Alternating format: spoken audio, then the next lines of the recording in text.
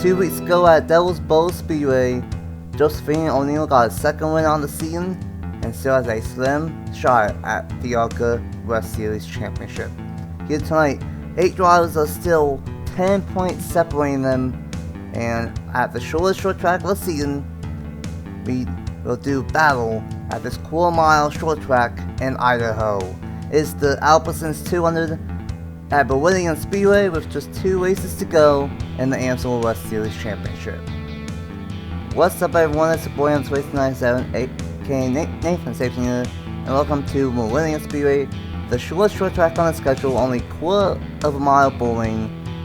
We've never been here before on the channel, and I've never seen a offline race here on Meridian, but I think Alex is doing it next year. But a great racetrack, and we will see some passing, some bumping ones, and possibly some dumping ones here tonight.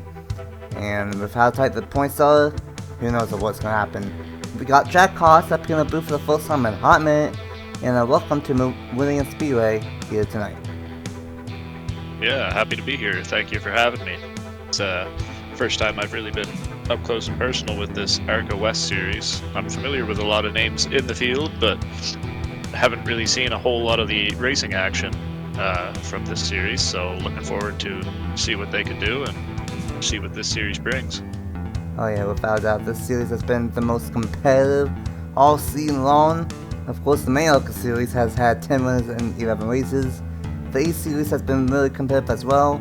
We've only had 4 different winners so far in the West Series, but points-wise, it has been the most competitive, and that's what it was last season as well.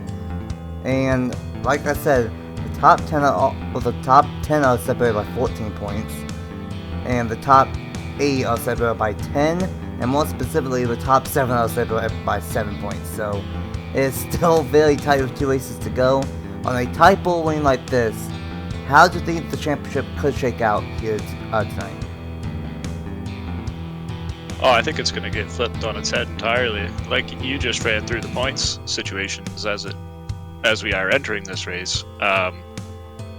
Top 8 or 9, I can't remember exactly, separated by 10 points, 13 points, something along those lines. One mechanical failure and somebody's dropping like a rock, or one standout performance and you've got a chance to grab a few spots just because of how close it is. Extremely short race tonight.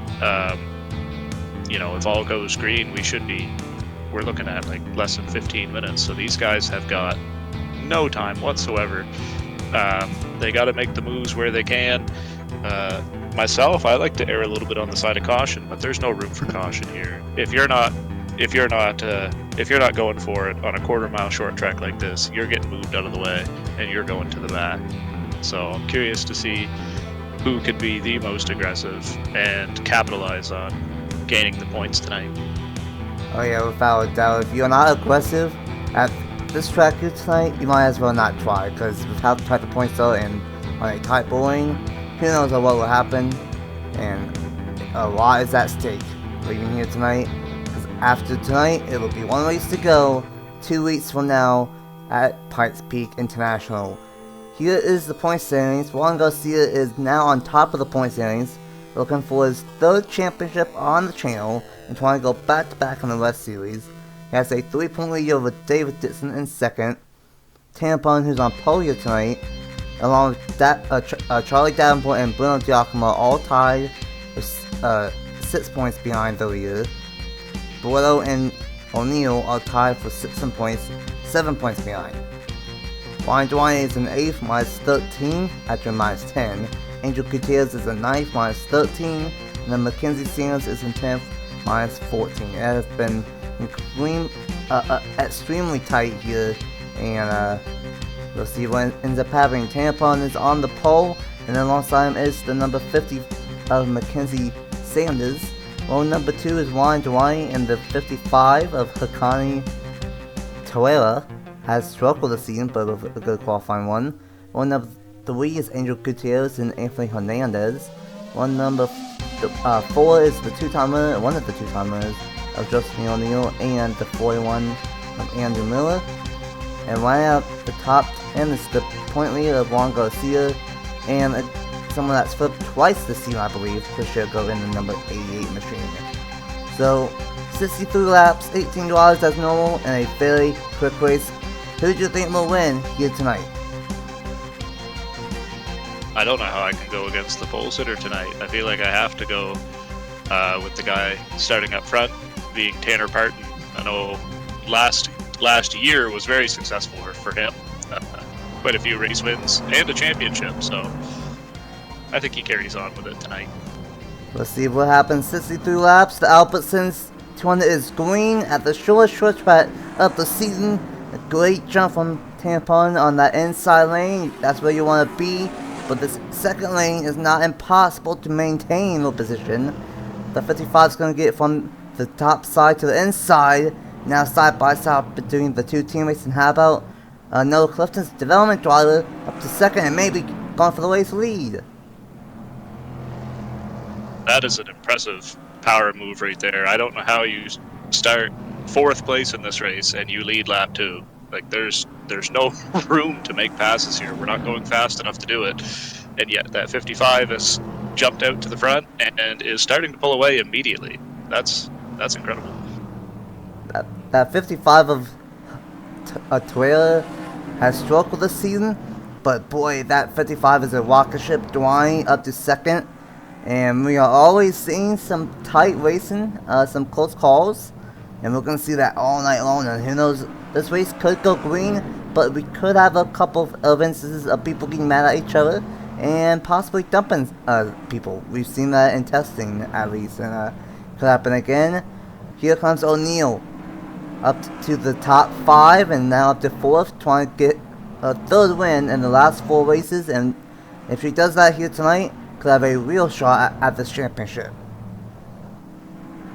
I can't get over how scary of a racetrack this is. I love being out there competing, but I don't know how I'd feel about being out there tonight. This is some dangerous looking stuff, but being up here, I love this. I love watching it. Like they don't have the opportunity to get up to full song, and oh my, yeah, we're gonna see a lot of that tonight. I know we are. We're already on lap 9. I can't believe it. Where was I? Sorry. Anyways, just something about how close the racing is. No, I do like this. It reminds me a lot of my home track up here in New Brunswick, actually. It's with the pit road on the outside of the track. There are walls here, though. We don't have those up here. So it just makes it feel so much smaller. Yeah, there's definitely not a lot of room and not a lot of error if something does happen. Dwayne trying to close in on that 55 of Hakani Toyota, but all the way pulled out to a 1.2 second lead, and just for reference, the lap times here are just over 13 seconds. So for having a 1 second lead early on, it's a big gap here at this racetrack here tonight. Would like to point out that unfortunately Juan Garcia is dead last after starting in 9th position. That is terrible for the point leader. On the bright side for him, Davenport is also in the bat, same with David Dixon. But the bad news for all 3 of those guys is that Tanner Parton is inside the top 6. So that is a big time point swing. And we're only 15 laps in and not good for the 3 out of the top 4 in points. And that was the concern brought up before the race even started. If it weren't for the fact that we had Tanner Parton still hanging on to a spot near the front of the field, we could realistically have the entire standings flipped, where a lot of the teams that were further back will be gaining on our leaders, considering 3 in the last 4 here tonight. Still a good amount of time to make it up, but I mean, there's just no passing. You're gonna have to move everybody. How like what the 05 did on the 50, just moved him out of the way, and Kennedy's had a terrible season in the 05 up to another spot. Chris Jericho inside the top 10 in the 8th position. Tanner Parton in 7th, dropping back a little bit himself. O'Neal still making some moves as Jericho about turn what could be the point leader of Team Opponent and now gonna get moved up the racetrack. And this is what we were talking about. This is short track racing at its finest, and Jericho might be able to get to the inside of the 46 right here, and he does. And Jericho gonna cost another spot and another point potentially for Team Opponent. All the way lap 22 of 63. Jack Haas mentioned it. If this stays green, this will be a quick one here tonight, and so far so good, and so far a massive lead for the number 55, up to almost 2 seconds over the field. Gutierrez trying to close in on Dwayne for second. Yeah, I forgot to start my timer when the green flag flew, but it's unreal how quick they're getting around here. Or, sorry, more appropriately, how quick they're knocking the laps off. You'd mentioned a little bit ago a 1.2 second lead, roughly 1.3 second lead. Just to kind of put it in perspective, that's a tenth of a lap. Like, it's... I don't know how else to explain that, and it's still growing too, up over 2 seconds now. Easily going to be catching the back of the field and some lap traffic here pretty quickly. However, with the pace in this 55, I don't think it's going to be an issue. Is the 77 slow? 77 might be a little bit slow. Off the pace, don't see any damage, but last place for David, that's not good for him tonight. Looks like a couple of championship contenders like Juan Garcia and Davenport made their way up towards the front of the field. And now Garcia's actually side by side with the 46 of Team Opponent now. And it's getting good. These two are just outside the top 10. And like you mentioned in lap traffic, we don't see that often with most of these short tracks about half a mile. But this is only a quarter of a mile, and eventually, sure, this 55 might have a 2.5 second lead, but eventually might catch up to lap traffic, and we're only on lap 30 of 63, still have half the race to go, and if this 55 catches up with the lap traffic, that can change everything. And then we got Giovanni, Angel Gutierrez, O'Neal, Miller, all underway. Blanket, Gabe Willard as well. And here comes Aaron Kennedy to the inside of the 50 for the first spot. But how about Juan Garcia? Was that last 10 or 15 laps ago, now back inside the top 10. Yeah, that one kind of caught me off guard. I was a little surprised to see Juan back there. If I'm not mistaken, he started this race 9th, so he had good position on the bottom. I don't know if he got bumped and potentially moved out of the way and had to just suffer as everybody freight trained him on the bottom, but now he's got to a position where he can start being the aggressor again, moving others out of the way and taking their spots back. Yeah, you definitely don't want to be up top. That top is not bad. Oh, as Garcia's gonna go way wide in 3 and 4, and that's what we're starting to see. Normally it's in 1 and 2, but we're starting to see in 3 and 4 these tires might be getting a little bit old, and they might be locking up the tires or something, and that might be affecting these guys here in the second half of this one. Yeah, I'm all for looking for different lines and trying to find speed wherever it is, but I don't know if that's the... Oh, this Angel hitting the wall there. And then cutting immediately across the nose of the 70. But no, I don't think that's going to work here. I think you got to, if anything, maybe a lane up from the bottom. But it's I can just tell from up here, it's super difficult to stick on the yellow line this track. You've got really no opportunity to hold any throttle as the 19 catches it. Wow, they're losing them, Nathan. They're losing the bottom because I say that they're running off, but O'Neal just did her fastest lap last time by, and meanwhile Dewani might have been pushing the car too much, and now it's going way slower. And the 55 is going to catch up to the back part of the field with David Dixon second in points in last place, followed by Barreto 6 in points. Not a good night for either one of those two drivers. Might have a battle for second. We cannot count O'Neal, only 7 points behind, And right now, O'Neal, what is exactly 6 points ahead of Juan Garcia. O'Neal might not be done for this championship. It's not going to be good for David Dixon and Boretto for being as far back as they are, but O'Neal could have a real shot at this championship. Oh, absolutely, 100%.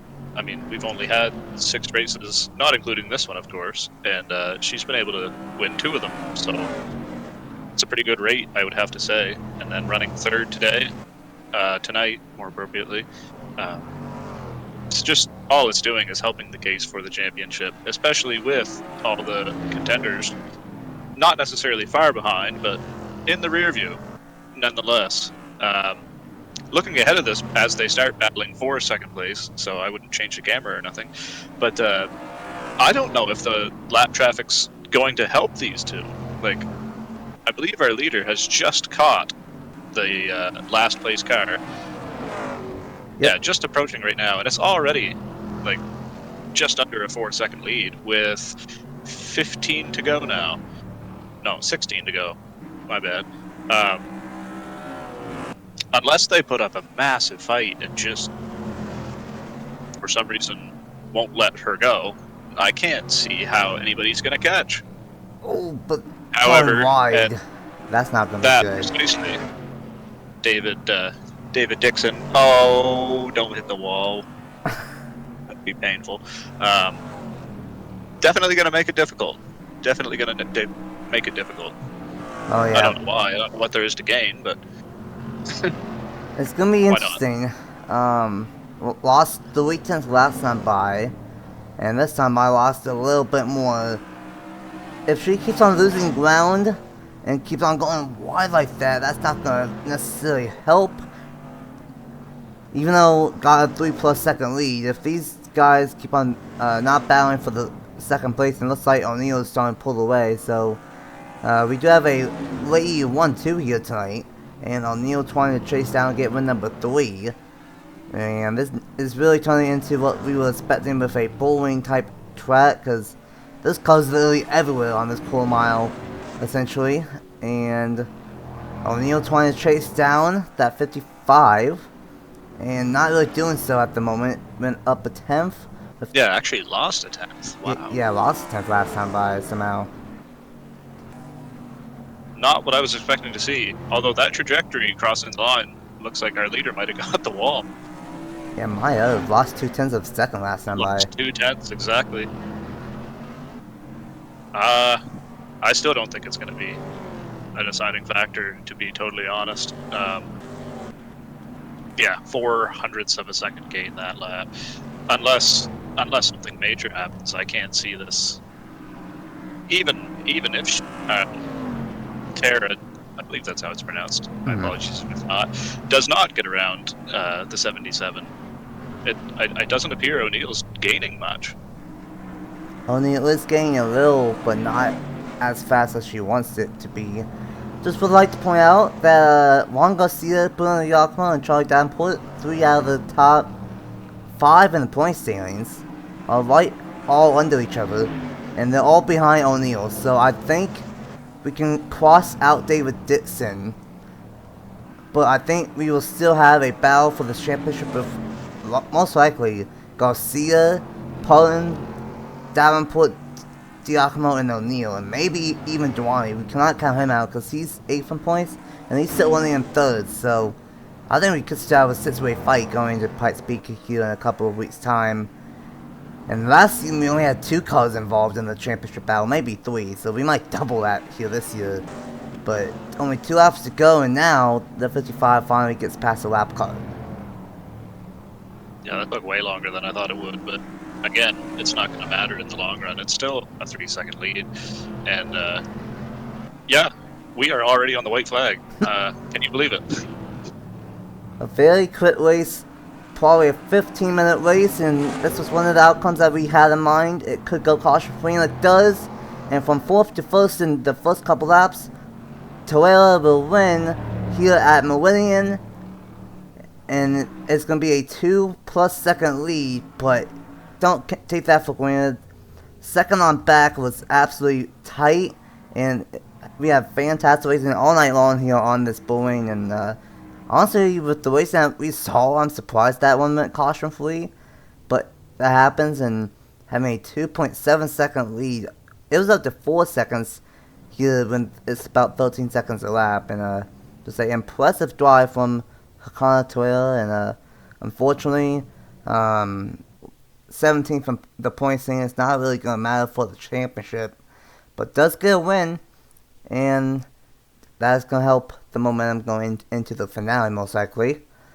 O'Neill gets second, Dwani in third, Gutierrez in fourth, in the middle in fifth, Willard in sixth, Jericho, Sanders, Williams, and Davenport the top 10. It's going to be really, really tight. Davenport finishes ahead of Garcia by 1 point, Giacomo in 12th, and then Kennedy Hernandez, Tampon. He must not have a long run car at all, because he was inside the top 5, top 6, and fell all the way back to 15th. And then Fogelman and Boretto in 17th, and then 16th and 17th. And David Dixon was the one car, one lap down somehow here at this quarter mile of Meridian. And a short and sweet race, and definitely a lot of action here on this bullring. What's the final thoughts after that one?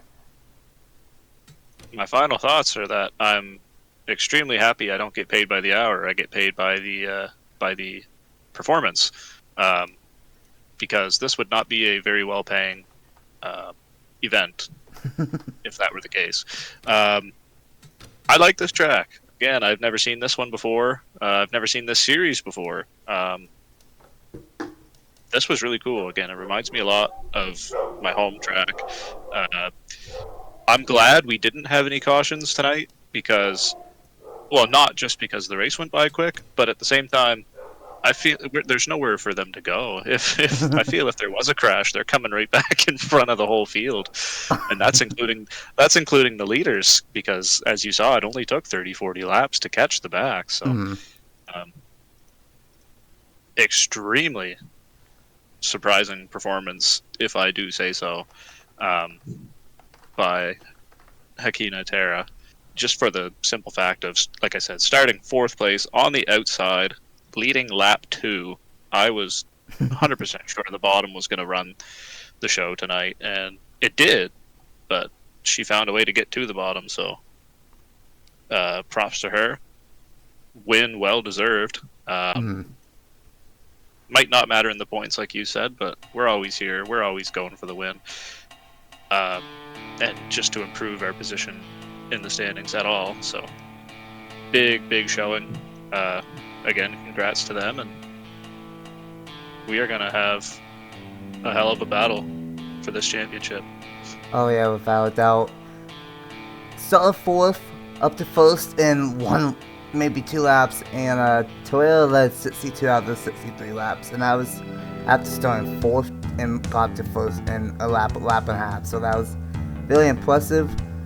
And I was wrong, because O'Neill got 2nd, and because Garcia fell back a little bit, we have another lead change. O'Neill went from, I don't even know where, to now plus 6 in points, and is leading the point standings.